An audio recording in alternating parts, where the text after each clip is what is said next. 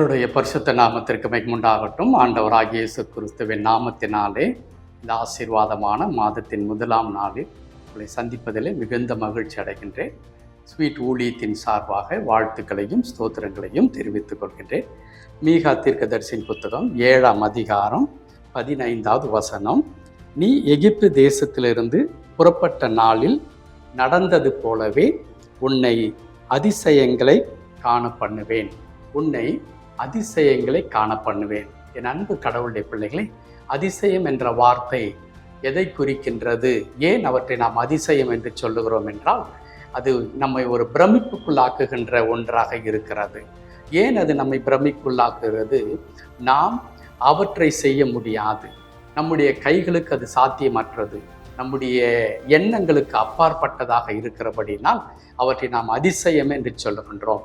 ஆனால் ஆண்டவர் இங்கே குறிப்பிடுவது என்ன?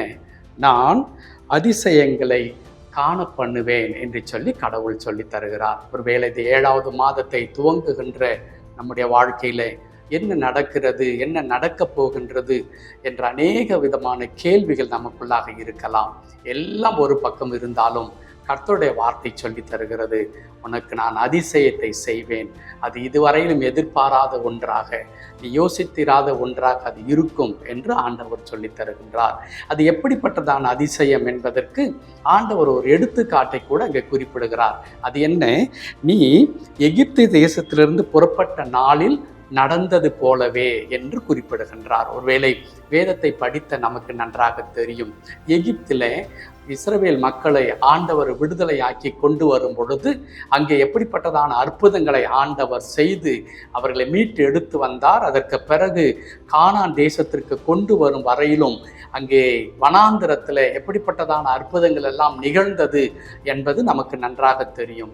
அன்பு கடவுளுடைய பிள்ளைகளே, அந்த அற்புதங்கள் ஒவ்வொன்றையும் நீங்கள் சிந்தித்து பார்ப்பீர்கள். ஆனால் அப்படிப்பட்டதான மகத்துவமான காரியங்களை செய்த கடவுள் இந்த மாதத்தில் நாம் எதிர்பார்க்கிறதான நன்மைகள், நாம் எதிர்பார்க்கிறதான ஆசீர்வாதங்களை கடவுள் கொடுப்பது எவ்வளவு நிச்சயம் என்பதை நாம் உணர்ந்து கொள்ள முடியும். ஆகவே நாம் நம்முடைய வாழ்க்கையில் இருக்கின்றதான பிரச்சனைகளையும் தோல்விகளையும் கஷ்டங்களையும் அவமானங்களையும் நாம் நினைத்து வேதனைப்படுவதை தவிர்த்து, சோர்ந்து போவதை தவிர்த்து, இந்த 6 மாதம் எப்படி இருந்தது, இந்த மாதத்தில் என்ன நிகழப்போகிறது என்று பயப்படுவதை தவிர்த்து, உன்னை அதிசயங்களை காண பண்ணுவேன் என்று சொல்லுகின்ற கடவுள் மீதும் அவருடைய வார்த்தையின் மீதும் நான் நம்பிக்கை வைப்போம்.